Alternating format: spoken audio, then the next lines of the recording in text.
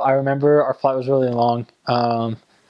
Thankfully, like, you get to fly Lufthansa, which is like the best airline ever. So we flew Lufthansa. They give you like more food than you could ever want, like more to drink. So the flight wasn't bad over there. I actually remember being in the Vienna airport waiting for our last flight, and it kind of sunk in like, oh, I'm actually going to Ukraine now. And then apparently our flight got delayed because there's like a snowstorm. And our flight got delayed, and we were like taxiing in Vienna and about to take off, and I had like fallen asleep before we even took off, and then I woke up again right as we were taking off.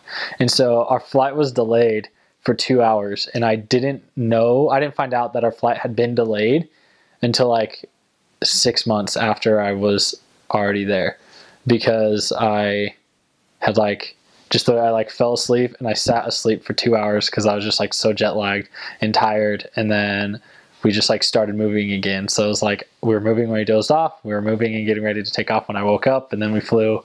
And so I didn't know that our flight was late by 2 hours, and we had sat there for 2 hours doing nothing. But then I remember we landed. My mission president and his wife and the assistants picked us up at the airport. And the airport's kind of weird. Like, you fly in and you get off the plane and you get on this bus, and then the bus like goes and just does a U-turn. And then the bus does a U-turn, and then you get off and you get inside the airport. So it's kind of a weird setup, and I thought that was weird. But then I remember just looking around, and I was like, oh, this is it. And I remember as soon as I landed, it just kind of felt like home. Like, I knew like this is where I'm supposed to be.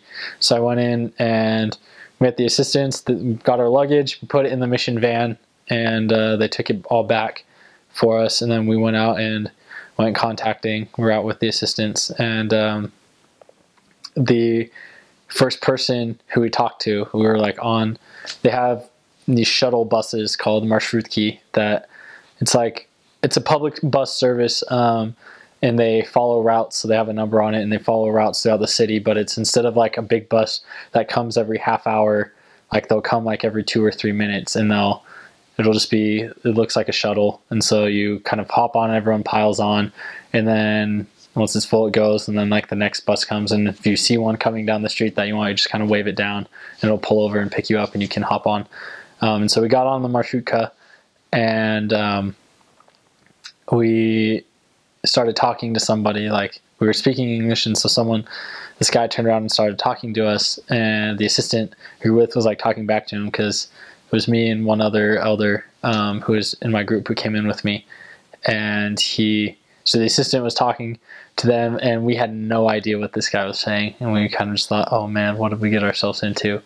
And then so we were sitting there, and I remember turning to the assistant, and I said, I'm pretty sure that's not like, are you sure they taught us like the right language in the MTC? Like, what's going on here? And so it actually ended up that in the city where, that was the only time I ever heard anybody speak Ukrainian in that city. My entire mission was the first person I talked to in Ukraine.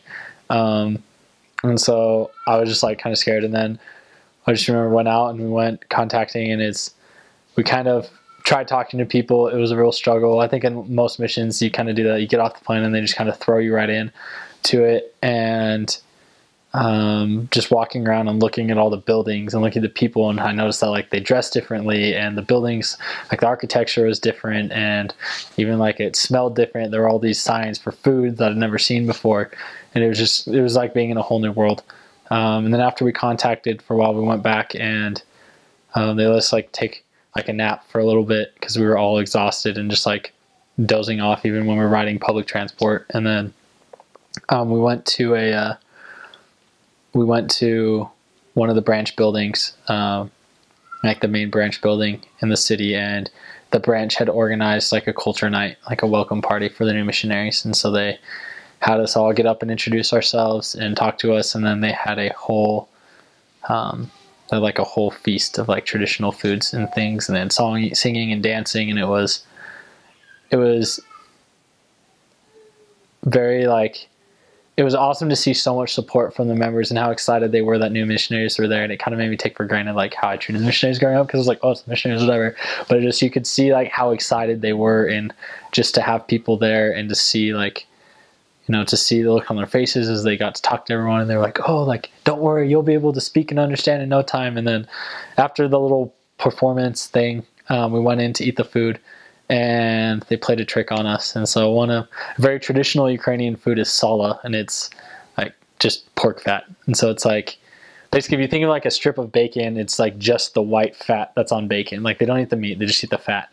And so normally it's very thin sliced, and you just put a little bit on some bread and eat it, and it's not bad.